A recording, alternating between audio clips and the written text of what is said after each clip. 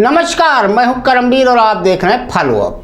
देश में दो ही राजनेता ऐसे हैं जिन्हें सियासी जादूगर कहा जा सकता है, या यूं कहें कि दो ही ऐसे नेता हैं जो जनता की नब्ज भाप कर करिश्मे करने में उस्ताद हैं। एक तो है अपने महंगे सूट और 81 करोड़ भारतीयों को 5 किलो मुफ्त राशन दे रहे मोदी सर, और दूसरे जादूगर हैं बिना इन किए शर्ट पहनने और उसकी जेब में 5 रुपए वाला कलम लगाने वाले दिल्ली के सीएम अरविंद केजरीवाल। अब जबकि 5 राज्यों के चुनाव परिणाम आने में 24 घंटे से भी कम समय बचा है, तब केजरीवाल दिल्ली में एक नए अभियान में लग गए हैं, जिसका नाम है कि क्या केजरीवाल जी को गिरफ्तारी के बाद इस्तीफा देना चाहिए या जेल से ही सरकार चलानी चाहिए। जी हाँ, चौंकने की जरूरत नहीं। केजरीवाल अब इस अजीबोगरीब अभियान के जरिए पूरे दिल्ली की जनता में अपने लिए सहानुभूति पैदा करेंगे और इंडिया गठबंधन में भी अपना प्रेशर बढ़ाएंगे। इससे ज्यादा और कुछ मकसद फिलहाल नजर नहीं आता, क्योंकि हर पढ़ा लिखा व्यक्ति जानता है कि जेल में रहकर सरकार कोई चला नहीं सकता। इसलिए इस अभियान के जरिए अरविंद केजरीवाल के समर्थन में लोगों को एकजुट करने के लिए आम आदमी पार्टी ने दिल्ली में घर घर दस्तक देने का फैसला लिया है। इसे लेकर सोशल मीडिया पर भी चर्चा हो रही है। कईयों का कहना है कि अरविंद केजरीवाल गिरफ्तारी से बचना चाहते हैं, इसलिए आम आदमी पार्टी इस तरह का अभियान चला रही है।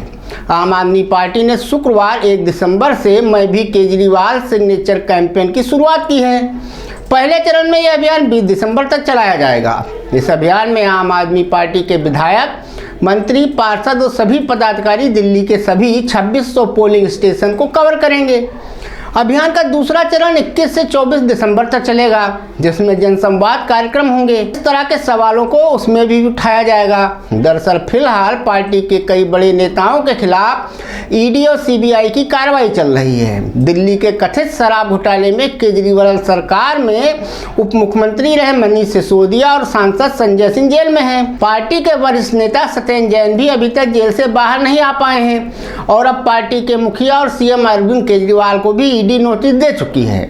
ऐसे में पार्टी के इस तरह के अभियान के क्या मायने हैं? जैसा सोशल मीडिया पर चर्चा किया जा रहा है कि क्या सच में गिरफ्तारी के डर से आम आदमी पार्टी इस तरह की तैयारी कर रही है? एक और महत्वपूर्ण सवाल यह है कि यह अभियान उसके लिए कितना कारगर साबित हो सकता है। इस अभियान के केंद्र में एक पन्ने का पर्चा है, जिसका शीर्षक है अरविंद केजरीवाल को क्यों गिरफ्तार करना चाहते हैं नरेंद्र मोदी। अरविंद केजरीवाल के एक तस्वीर के साथ इस पर्चे में 4 सवाल और उनके जवाब लिखे हुए हैं। ये सवाल हैं: शराब घोटाला फर्जी कैसे है? मोदी जी केजरीवाल जी से काम में मुकाबला नहीं कर पा रहे? क्या मोदी जी भ्रष्टाचार के खिलाफ हैं? क्या केजरीवाल जी को गिरफ्तारी के बाद इस्तीफा देना चाहिए या जेल से ही सरकार चलानी चाहिए? इस पूरे पर्चे में आम आदमी पार्टी ने यह बताने की कोशिश की है कि अरविंद केजरीवाल पूरी तरह निर्दोष हैं। केंद्र की भाजपा सरकार उन्हें फंसाने की कोशिश कर रही है और उन्हें जेल में डालना चाहती है। केजरीवाल सरकार हमेशा से सहानुभूति की सरकार रही है, इसमें भी इसे भुनाने की कोशिश ही दिखाई देती है। दरअसल ये अभियान सिर्फ समर्थन जुटाने के लिए किया जा रहा है। इसे वोटर मैनेजमेंट अभियान भी कह सकते हैं। अगर इस अभियान से वे लोग 5 लाख नए वोटर जोड़ने में भी कामयाब रहे तो यह एक बड़ी सफलता होगी। कई मौकों पर आम आदमी पार्टी कह चुकी है कि अगर ईडी अरविंद केजरीवाल को गिरफ्तार करती भी है तो वो जेल से दिल्ली सरकार चलाएंगे। देश में कभी ऐसा नहीं हुआ कि किसी को जेल हुई हो और उसने जेल से सरकार चलाई हो। अब बिहार के मुख्यमंत्री लालू प्रसाद यादव, तमिलनाडु की मुख्यमंत्री जयललिता और कर्नाटक के मुख्यमंत्री येदियुरप्पा को जेल हुई थी तो उन्हें इस्तीफा देना पड़ा था। वैसे भी यह संवैधानिक नैतिकता का सवाल ज़्यादा है, और ऐसे में अगर वे गिरफ्तार होते हैं तो उन्हें अपने पद से इस्तीफा देना होगा। अगर किसी विपक्षी पार्टी के नेता पर कोई आरोप लगता है तो केजरीवाल तुरंत उसके इस्तीफे की बात करते हैं, और अब जब इन पर बात आई है तो केजरीवाल जनता के बीच जा रहे हैं। सियासी जानकारों का मानना है कि ये सब ड्रामा है, इसका कोई फायदा नहीं होने वाला। वैसे भी अगर क्लास 4 का भी सरकारी कर्मचारी जेल जाता है या पुलिस उससे रिमांड पर लेती है तो 24 घंटे के अंदर वह आधिकारिक तौर पर सस्पेंड हो जाता है। ऐसे में मुख्यमंत्री तो बहुत बड़ा पद है।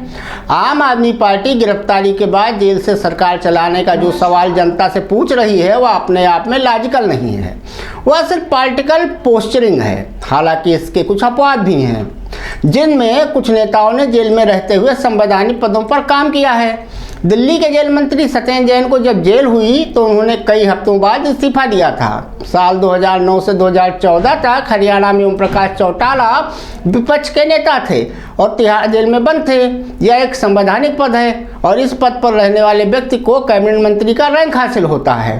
ओम प्रकाश चौटाला को सजा सुनाई गई थी और उन्होंने अपने पद से कभी इस्तीफा नहीं दिया। जो भी फाइल होती थी वो जेल जाती थी और वहां से वे अपना काम करते थे, क्योंकि बहुत सारी संवैधानिक नियुक्तियों में भी विपक्ष के नेता की जरूरत होती है।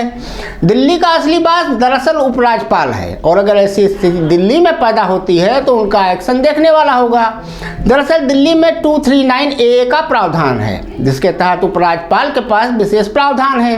वे केजरीवाल को बुलाकर ये कह सकते हैं कि आप इस्तीफा दीजिए, नहीं तो हम आपको हटा रहे हैं। मिसाल के तौर पर पूर्व राज्यपाल विजय कपूर के समय की एक घटना है। वे दिल्ली में अप्रैल 1998 से जून 2004 तक उपराज्यपाल थे।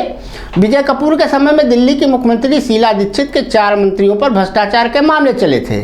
उन्होंने सीएम को बुलाकर कहा था कि शाम 5 बजे तक अगर आप अपने मंत्रियों का इस्तीफा नहीं लेती हैं तो उन्हें सस्पेंड कर देंगे, और शीला दीक्षित को इस्तीफा लेना पड़ा था। अब कुल मिलाकर यही कहा जा सकता है कि केजरीवाल ने अपने सियासी तर्कस से ये एक नया तीर निकाला है, जिसके जरिए वो एक तरफ भाजपा को चित करना चाहते हैं तो दूसरी तरफ इंडिया गठबंधन को। धन्यवाद।